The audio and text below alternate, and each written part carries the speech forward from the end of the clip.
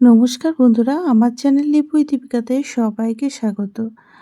দেখো শীতকালে কত রকম সবজি পাওয়া যায়, আর আমি আজকে মূলো, বেগুন সমস্ত সবজি দিয়ে ঝোল রান্না করব। আর সেটা আবার পাঁচমিশালি নদীর মাছ দিয়ে। মানে পাঁচমিশালি সবজি আর পাঁচমিশালি নদীর মাছ দিয়ে ঝোল। এত অসম্ভব সুন্দর হয় না? আর তার সঙ্গে যদি ধনেপাতা পড়ে তাহলে টেস্টটা তো আরও বেড়ে যায়। দেখো প্রথমে মূলোগুলিকে ছাড়িয়ে নিলাম। এইভাবে আমি সব সবজিগুলিকে ছাড়িয়ে নিলাম। আর হ্যাঁ, আমার ভিডিও যদি ভালো লেগে থাকে তাহলে প্লিজ আমার পাশে থাকবেন এবং আমার চ্যানেলটিকে সাবস্ক্রাইব করবেন। এরপর দেখো গাজর, মূলো, বেগুন আর আলু কেটে নিয়েছি। আমি ফুলকপি দিইনি, তোমরা চাইলে ফুলকপি দিতে পারো। এরপর দেখো নুন হলুদ মাছগুলির মধ্যে মাখিয়ে নিচ্ছি। প্রথমেই বলেছিলাম এখানে আমার পাঁচমিশালি মাছ আছে, মানে নদীর অনেক রকমের মাছ আছে। আর এই মাছ দিয়ে ঝোল খেতে অপূর্ব টেস্ট লাগে।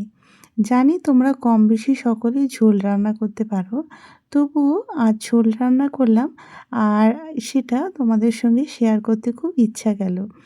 তারপর দেখো ফ্রাই প্যানের মধ্যে সর্ষের তেল দিয়ে মাছগুলিকে দিয়ে এপিঠ ওপিঠ ভালো করে ভেজে নিলাম। তারপর এপিঠ ওপিঠ ভাজা হয়ে গেলে একটি পাত্রে তুলে রেখে দিলাম। মাছ যত সতেজ হবে তত ঝোলটা টেস্ট হয়। এরপর দেখো ভাজা হয়ে গেছে, আর এদিকে ওই ফ্রাই প্যানের মধ্যেই আমি বেগুনগুলিকে ভেজে নেব। বেগুনগুলি আমাদের গাছেরই বেগুন এবং একদম টাটকা।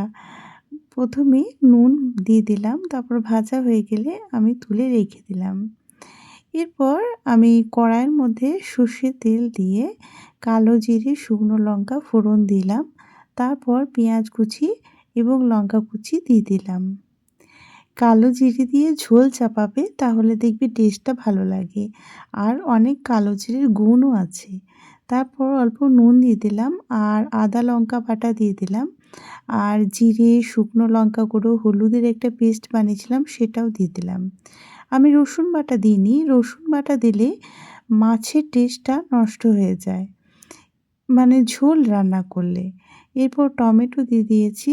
তারপর আমি হালকা ভাপিয়ে নিয়েছিলাম মূলো, গাজর, আলু, সেটাকে দিয়ে দিয়েছি। এরপর ভালো মতো কষিয়ে নিয়েছি, তারপর গরম জল দিয়ে দিয়েছি। এরপর বেগুনগুলোও দিয়ে দিয়েছি। তারপর ভালো মতো ফুটিয়ে নিয়েছি।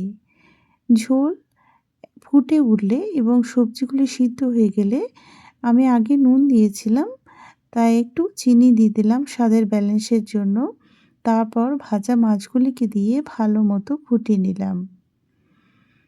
মাছগুলি দিয়ে ভালো করে ঝোলটাকে ফুটিয়ে দিতে হবে, তাহলে ফ্লেভারটা ঝোলের ভিতরে ঢুকে যাবে, মানে মাছের ফ্লেভারটা। তারপর ওপর থেকে ধনেপাতা ছড়িয়ে দিয়েছি। খেতে অসম্ভব সুন্দর হয়, একবার ট্রাই করে বাড়িতে দেখো।